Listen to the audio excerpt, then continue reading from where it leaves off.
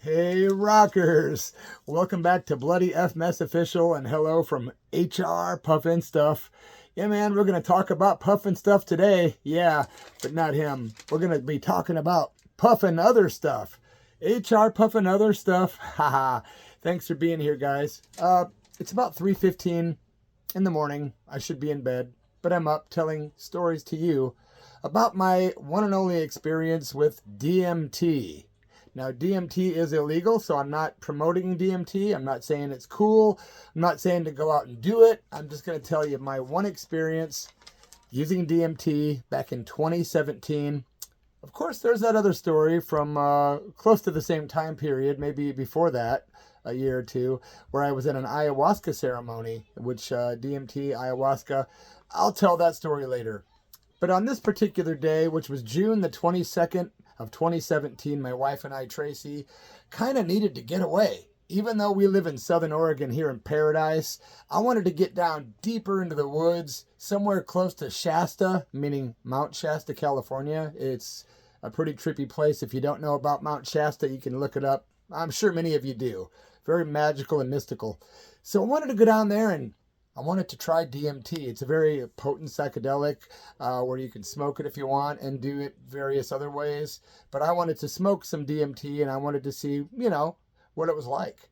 I heard the trips last from 5 to 30 minutes depending on how much is consumed. So I took a fair amount, a little white vial that somebody had given me as a gift, and it was about this thick, full of this white powder. It looked very intriguing. We went down there with the intention of myself and Tracy both doing it, but she wasn't really in the same mind space I was at that particular part of our life, that day or that week, you know what I mean? So she decided not to partake, man. I did. I wanted to check it out and see what was going to happen. So I jumped on Airbnb, the app, rented a cool little cabin, very vintage, very rustic, like the 70s decor with wood paneling and all that good stuff. By the way, there's Jet Dog. So we rented a little cabin down there that was like a small house in Shasta County. It's about maybe an hour away from Mount Shasta, probably very close to a lot of local lakes. This place was owned by a couple named Bud and Stacy. Very nice people. The place was tucked away from everything, like 17 miles from the nearest store. You're totally back in paradise. A lot of pine trees back in there, a lot of running water. Very cool. The place is stocked up with anything you need. So when you rent this place, you can literally just be out by yourself. I mean, even to get to it, you have to drive down the I-5 south in Oregon. And what you do is take the I-5 down and you end up finding this area where you have to then drive 10 miles up these remote mountain, like isolated mountain street. And it was really hard to find. But it took us a few tries and we kind of got lost. It was that, hidden. But we found it, man. And boy, it was awesome. Glad that I rented it. I thought, we need a couple days just to get the hell away from paradise into deeper paradise. So we were there hanging out, and it was very comfortable. Wood stove in the place. Any amenity you kind of needed was there. I brought my herbs. Went exploring out the back door. Tracy and I would walk out with our dog Jet, who's right there, like I said. And you walk out the back door and walk a little trail, and there's like all these beautiful trees, like this trippy area. Can't explain it, but there's a lot of running water out there, like little streams and lakes everywhere, and it's just freaking paradise, man. Like you'd see on a postcard or a calendar. That cool, right? Very relaxing place, and that's kind of what I wanted to do. I figured if you're going to do psychedelics like I do, starting at a very young age, I learned that you have to be in the right state of mind, of course. You don't want to have any bad vibes going on within yourself or be in a dark place. Sometimes, however, it is good to do that because you can really go through the cleansing process of all the sort of purging. Or if you're doing ayahuasca, it's literal purging. But when you're doing the psychedelics, sometimes it can purge your body, mind, and spirit at the same time. If you're into that kind of thing. Some of you punk rockers that don't do those psychedelics are probably saying, shove your hippie tails up your ass, Mr. Mess. Hey, man, just telling my story. And I'm sure no one's really saying that. But if you are, hey, say it in the comments below, man. Subscribe to the channel. Leave a comment. Tell me, to shove it up my ass if it's too hippy-dippy for you. Literally do it, man. I'll give you a pass. I won't even delete it. And then also maybe like the video. Give it a thumbs up if you would.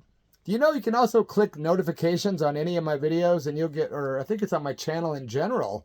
You just click notification button or the icon, and whenever I put up a new video, boom, you get notified. That might be annoying for you, or you might think, I didn't know that. So yeah, give it a shot if you want to, man. Thanks for watching this video. We got settled into the cabin. I thought, let's do it tomorrow. So the first day we just kind of got settled in, wanted to walk around in nature, find out exactly where we were, check out the space, and get acclimated to our surroundings. So the next day came, right? Tracy's, I'm sitting on this couch, it was either a couch or like a love seat kind of thing.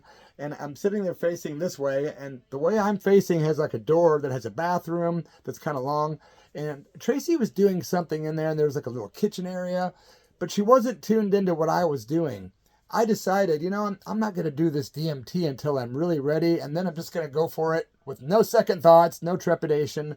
I just want to blast off for a while and see what this stuff's all about. A lot of my friends are digging the DMT, right? So a little while later, I was talking to Tracy, and she was like just not in the state of mind to really do DMT. If you're not in the mood to trip, you just don't want to do it, right? Don't do it. But if you really are, do it. So I decided to go ahead and do it. But what I didn't do is I didn't tell Tracy that I was getting ready to smoke it. I just thought, to hell with it. I'm going to make this really impulsive and just go for it, man. So what I did is I took a little pot pipe out, which I have one around here somewhere, but lo and behold, I lost my lighter at the last moment, so I can't smoke on this video, and I want to. Damn it. Anyway, I just ruined my own flow. I'll start over. Nah. So I had my little pot pipe out, put a little layer of weed about this much in the bottom, sprinkled the DMT on there. I did talking to some friends, the people that gave it to me, other people that had done it. And then, of course, like everyone else, I looked online, like on DuckDuckGo or Jabiro or one of those search sites. Anything but Google. I try to avoid it. So I'm searching for it, and I find all the correct ways to smoke DMT. And there are correct ways, and there's incorrect ways. So I didn't want to waste the stuff because it burns up real quick if you don't do it right. So without going into all that, you can look up how to do DMT. But what I want you to know is what happened when I did it. Okay, I'm sitting there on the couch facing Tracy. She doesn't have any idea I'm doing it. She's in there doing something, kind of tattering around. I'm sprinkling my DMT on my weed.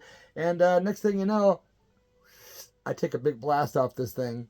And then another, and then another. And I'm holding him in for as long as I can. And I'm kind of like usual overdoing things.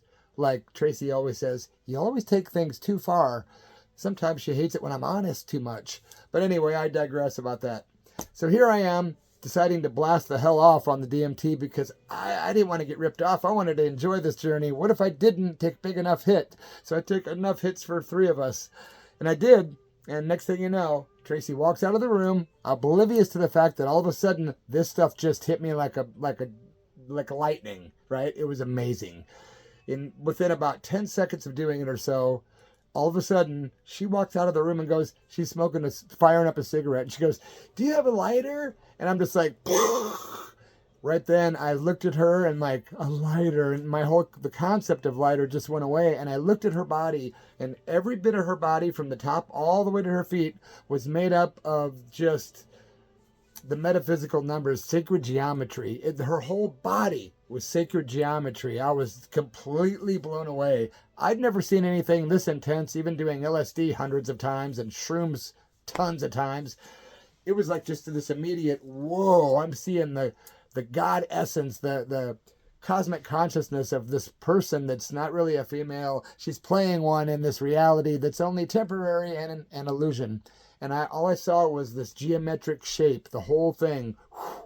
Her whole body was shifting with geometric patterns, and I didn't see a person or a soul. I saw sacred geometry in its purest form.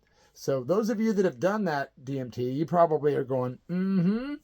And those of you that have done it a lot and that are very experienced are going to say, but you didn't see and I'll let you fill in the blank of what I didn't see, which a lot of people say they see or they get to a certain place doing that. I didn't do enough of it because I really enjoyed the first few blasts that I did, and I was just high as a kite for about 10 minutes.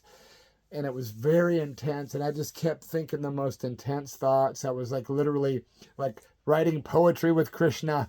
I was just completely into it, man. And I kept thinking about the reason we're here and why we're here, and how we're not victims. No one's made us come here. No one has sent us here.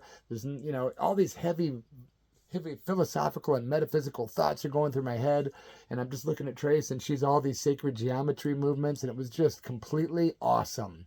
I don't know why I didn't do it again the next day. Maybe I didn't have that much with me. I don't really remember. It wasn't that damn long ago. 17, 8, 9, yeah, about 8 years ago now. Wow. I'll have to tell you guys about the ayahuasca experience with the Peruvian shaman. That's a good one. And I got a couple other tales having to do with Ram Dass and Bhagavan Das, if any of you guys are familiar with those names. Kind of tiptoeing around those things because they're a little trippy, and it's not really rock and roll or punk or metal or anything like that. Don't know how many of you guys are interested in it, I don't want people to go, this channel started out totally rock and roll and he's telling all these other tales. I don't know. I think I'll just put my toe in the water a little at a time, like I've kind of been doing. So, man, thanks for being here at Bloody FMS Official, and hope you guys have an excellent Thanksgiving coming up. I'm going to be, hopefully doing more videos between now and then, but we're going to see our daughter Audrey up in Portland Tuesday.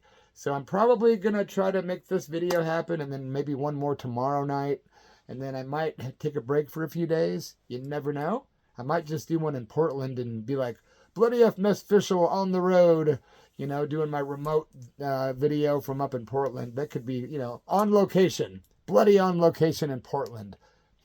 That's a good idea. Now, if I can talk my daughter into being on camera, she's got a million rock and roll stories, but doesn't want to be on god darn camera. Hey, man, cheers to all you rockers. Thanks again for making the time. It's been, almost 12 minutes of your life, and I appreciate every darn minute of those 12 minutes. Goodbye from HR Puffin Stuff. And I'll let you check out his tail, man. Look at this badass tail this dude's got. Yeah, HR. Cool dude, bro. I used to love this cartoon when it was out. Not the cartoon, but it was like people dressed up like this, It was a very psychedelic show. Sid and Marty Krofft, right? And this Jet Dog, man, we're going to blast off, man. Goodbye from the wacky family here at Bloody FMS Official. Rock on!